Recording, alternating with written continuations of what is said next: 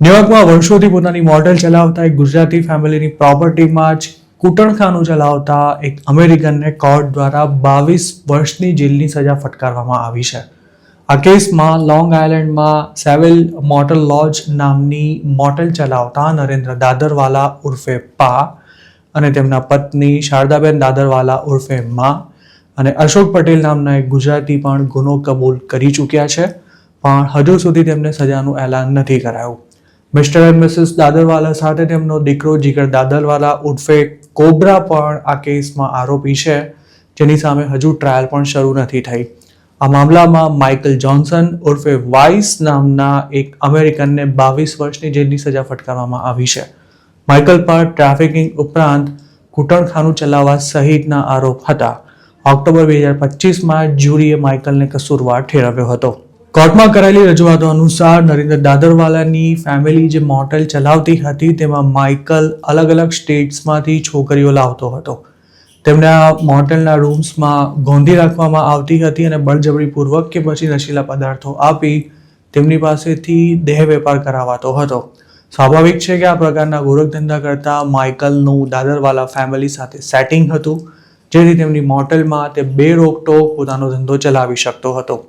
November 2022માં ન્યુયોર્કની federal કોર્ટમાં Michael ઉપરાંત ટિમોથી નામના બે અમેરિકન્સ અને તેમની સાથે નરેન્દ્ર દાદરવાલા, શારદા દાદરવાલા, જીગર દાદરવાલા અને હિમાંશુ પટેલ તેમજ અશોક પટેલ સામે આ બાબતે આરોપ ઘડવામાં આવ્યા હતા.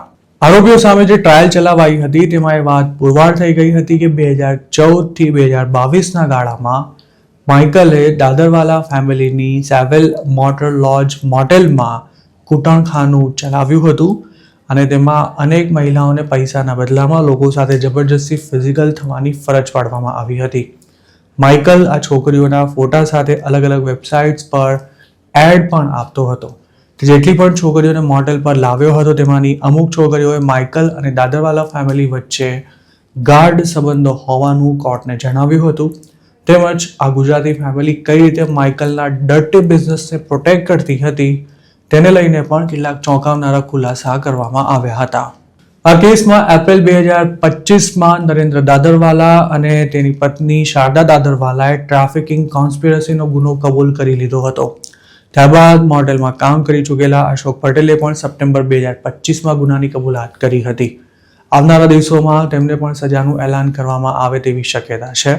જોકે તેની તારીખ હજુ સુધી નક્કી થઈ છે કે કેમ તે નથી જાણી શકાયું.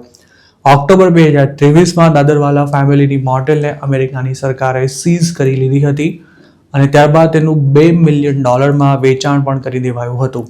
આ પ્રોપર્ટીની જે કિંમત ઉપજી હતી તેનો એક હિસ્સો સરકારે પોતાની પાસે રાખ્યો છે અને તેમાંથી વિક્ટિમ્સને વળતર ચૂકવવામાં આવશે. ન્યુયોર્કમાં આ બદનામ મોટેલ ચલાવતા નરેન્દ્ર દાદરવાલાની ઉંમર 79 વર્ષ છે, જ્યારે તેમના પત્ની 72 વર્ષના છે. જોકે હવે તેમને આ ઉંમરે પણ કદાચ જેલમાં જવું પડે તેવી શક્યતા છે અને જે તે સમયે તેમને પગમાં GPS ટ્રેકર પણ પહેરાવવામાં આવ્યા હતા.